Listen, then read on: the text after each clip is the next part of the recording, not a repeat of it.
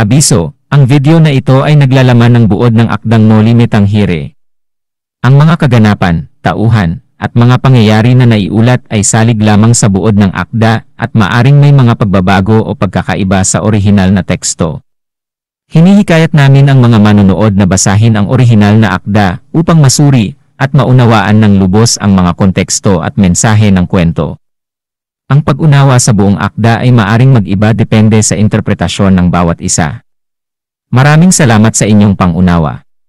Sa Kabanata 12 ng Noli Me Tangere ni Jose Rizal, may pamagat na mga pag-aalsa.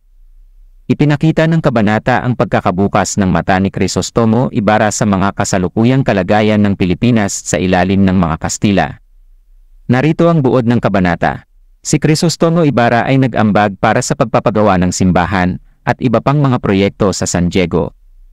Ngunit sa kabila ng kanyang mga kabutihan, hindi siya itinuring ng mabuti ng mga prayle at mga Kastila. Binati siya ng isang paring Dominiko, ngunit hindi ito inaprobahan ng mga prayle.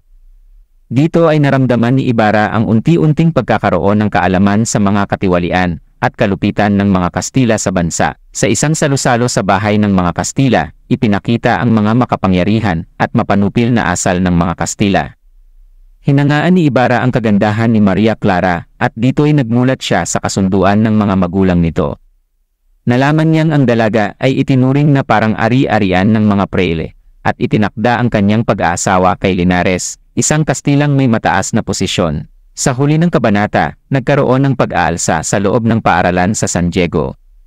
Binugbog ng isang estudyante ang kanyang guro dahil sa galit sa mga Kastila at sa kanilang mga pagmamalupit. Nagpakita ito ng simpatiya sa mga Pilipino na naghihirap sa ilalim ng pananakop ng mga dayuhan. Sa buong kabanata, ipinakita ni Rizal ang mga problema at pag-aalab ng mga Pilipino laban sa mga pag-aabuso at katiwalian ng mga Kastila at mga prayle.